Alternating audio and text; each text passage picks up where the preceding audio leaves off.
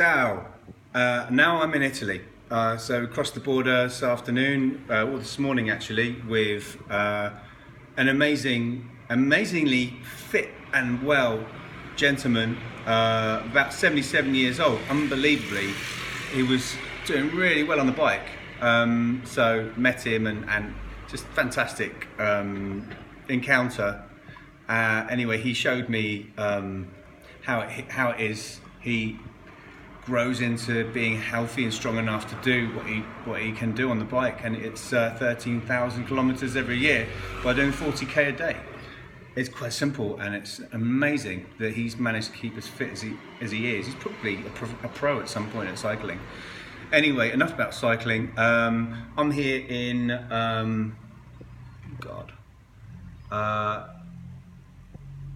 Finale. Oh God, what is it? Finale Ligure. There's so many places and so many, like, fast passing through villages and stuff. So it's a pretty cool place. I mean, cool meaning, I don't know. There's ancient stuff around. There's archaeological digs. The guy I told you about just now showed me a 2,000-year-old. Apparently, the Emperor of Rome was there at one point. There was this Colosseum that is being restored to its original capacity to hold people with theatre and stuff, and that's an amazing thing to see. I think it's 2,000 years old, and that was more near Cannes. So I came out of Cannes this morning. Sorry, I said enough about cycling, but I'd had enough of cars, and I decided to get away. So I went up, and I went up and up and up, and there's this spike on my map where I just went right up to the top of this hill next to Cannes. Probably put 1,000 meters of climbing on, just because I wanted to get up there and have a view, and it was an amazing idea. It worked really well. It was beautiful up there. Great perspective. Always gives great perspective climbing, and just feeling so fit today, and strong. Got stamina. The legs are not getting tired at all. Got the cardio. There's skill and agility in traffic as well, because there's loads of tourists all along the coast from Cannes all the way down to La Seppia, probably where I'm going to go tomorrow. It's just kind of, the Alps come down and just plunge into the Mediterranean, and it's just along the coast there. Some places quieter, some places more lively, but today it's pretty lively, but then quite handily, quite well sort of fitting. They're all doing about 30-35 miles an hour, which is perfect because I can just sit in behind people and just carry on going at my faster than average speed because they're sucking me along, and I love it. It's like London couriering without the pollution, and you got these views, and you go through tunnels, and it's got such amazing infrastructure. Went through these about 50 kilometres worth of cycle lanes that are disused railway lines, going through cliffs, through tunnels and that, and it's just mind-blowing. So nice. They've got big carriageway for all the big vehicles and cars, local traffic for the houses, and then they've got these cycle paths that just go on and on right next to the beach. You've got loads of waves, and fantastic. You get a bit hairy and hectic, so I've worked out my rhythm now. It's still about cycling, isn't it? Sorry. Yeah, I mean, it's about adaptation, really. First 3 days, again, talking about the heat, that was so hot, so difficult to adapt to. So I went to, very sort of severe level of dehydration and sort of a feverish heat exhaustion, potentially really bad situation. Got out of that. And the next day, because I was fearing, I'm really realising now that I was almost in panic because I was fearing that what I committed to wouldn't be fulfilled. And that to me was just not going to happen. And I'm really grateful for that attitude. And all the emotion that came out of that was huge for me. It was pretty moving. And I heard it's moved some of you too. I shared that because it was an important moment for me in my life to actually share something about expressing emotion, and that was okay, for me, was a big step. So I'm really pleased that happened as a result of dealing with what comes along and finding the midline, finding the streamline, the balance. And off the end of all of that, I'm fit as a fiddle. I haven't been this fit since I was racing. It just feels so nice. And here, I was bombing along. It must have been about 40, just behind this car rally. I've got a video of it as well, and it just felt amazing. Yeah, feeling good. I've worked out my rhythm. It's getting up and leaving before anyone else has woken up. Apart from in Cannes, they're all sort of fitness nutters like me. They're up on the beach doing the yoga and everything at dawn. And feeling good about it probably, but all a bit kind of, I don't know. I'm not going to judge too much. They're into their physical bodies a lot. They're like sort of reminding me of California kind of feel to it. So from there, really nice sunrise. Just went all through the tunnels and everything. So I get up at 4:30, leave at about 5. Today it was a bit later, chilled. Got up at 5, left at 5:30. It feels really good to get up early, do it, and then just slowly get the miles in and not going for it. And then having a coffee, sit down, soak up some of the local culture. You've already done something, they're just waking up, and you kind of like, you're sharper and you can see everything that's going on. I really enjoy soaking up local cultures. So I went up the top of that mountain today and sat with some locals, and then I met that old guy who took me on as kind of, he's Italian, and it was a pride thing, I think, being just his personal Italian, steeped in history, sort of, I'm the man and I'm going to show this guy my country. And he took me over the border, so I was behind him on the bike, and it was great. It was a really nice sort of connection. So then just chilled out, another spot on the way, sat down, just did what the locals do. Not quite in Rome yet, but as I say, when in Rome, do as Romans. So they have a siesta. It seems to be about 3-4 hours this time of year. I'm not doing that. I'll do 2 hours. So I have something to eat and I really chill out. And that's the way to do this. This is the way people do things here, and they have a good rest. So then I'm back on my bike because it's just about to start to cool down. I've jumped in the sea or in a river, so I'm like refreshed and ready to go. I've got an hour ahead. Everyone's waking up probably, after I'm an hour into my afternoon ride. And then after that, I'm on fire. I'm just so into it. I'm all warmed up after the first hour. Second, third, possibly fourth hour, depending on how hard I'm going, I've got my tunes on and I'm in my element and I'm just going for it, and it feels amazing. So that's how I've done the last 3 days, doing as they do to deal with the heat. Adaptation, it's all about adaptation. What can I say?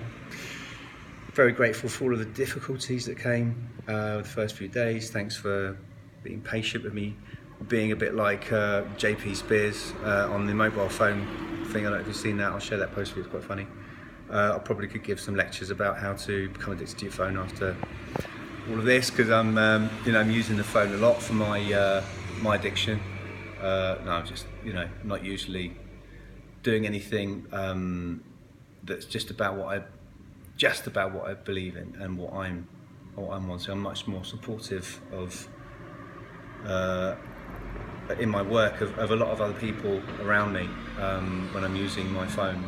And this is showing me how much energy I am actually putting out there in the world, and this is an opportunity to really put that into where my heart is. Very much in the state of observation when I get a chance to concentrate other than riding the bike. When there's less traffic, for example, I start to look around and stuff, and I'll see how it is we are affecting the earth. You do get to see a lot more when you're on your bike than you do when you're in a car, I think. And you do cover a lot more distance per day than when you're walking, so you take a lot more in. I'm taking a lot more in than the other modalities to travel. I think that I know, walking, driving, being driven, because you're really in the environment, you're soaking up the smells. You can smell the herbs of the forest, the pine, the thick kind of pungent sort of feel. I mean, I can taste the fumes of the traffic just in the town. I can literally taste it because I'm so cleared out at the moment. any little kind of smell I'm quite aware of. And I'm noticing human beings' footprint everywhere. And I know that we as a society, you know, I don't want to get too political, but I think these times reflect where we are with, no, I'm not gonna do that actually. I'm gonna talk about myself. So I think my view of my place in this world, knowing that it's difficult to see the truth about the effect we're having on the planet. Here we go. Yep, the body and the mind, the emotions are all connected. I'm getting a bit emotional again. Don't worry, I'm not going to cry just yet. But it is true that we are pretty bad for the planet. You know, our population's doubled in the last 50 years. And it's growing. And I'm worried. Yeah, and I care. And I'm seeing a lot more positivity in the world since I've come down to this more relaxed state than I was the first few days of all the heat, all this kind of energy of you know, us throwing stuff away, the attitude that we have to the planet of just throw it away, and that extends into so many other aspects of our relation to the earth as something we see as a commodity. I think the problem is that we forget that we are nature. When we remember that we are nature, remember that we're actually polluting our own backyard, that's when we can make changes. But then, how do we get there? I'll quote someone in not so many words, saying that we've evolved, you know, like thousands of years ago, learned to make excuses to make ourselves feel better about just getting what we want, when actually we know it might be disruptive for others. It might be, you know, severely, you know, have severe consequences for others. We think about it and go, yeah, but I want it. Oh, it's all right. It's just me. It's only once, you know. Oh, I'll just take the aeroplane. It's only me. I don't make a big effect on it. And all the excuses, you know, all of the excuses that I think typically, I think we all do it actually. We'll just go, oh, but you know, it's all right. It's just once, or oh, no one will really notice, or just because we want something, we'll make up an excuse for it and justify it in our heads, all up in the intellect, and then make ourselves feel better about what initially felt a bit like, oh, should I, shouldn't I? That's probably a few internal head nods going on there. I can relate. I do it. And I think it's those moments that we can retrain. We can potentially retrain our minds to feel good about doing the right thing. Like picking up a piece of litter and putting it in a bin. Train yourself to eat a piece of, you know, some broccoli instead of rubbish that's refined and no good for you, actually, like fluffy, foamy, empty calorie stuff. You'll know what I'm talking about.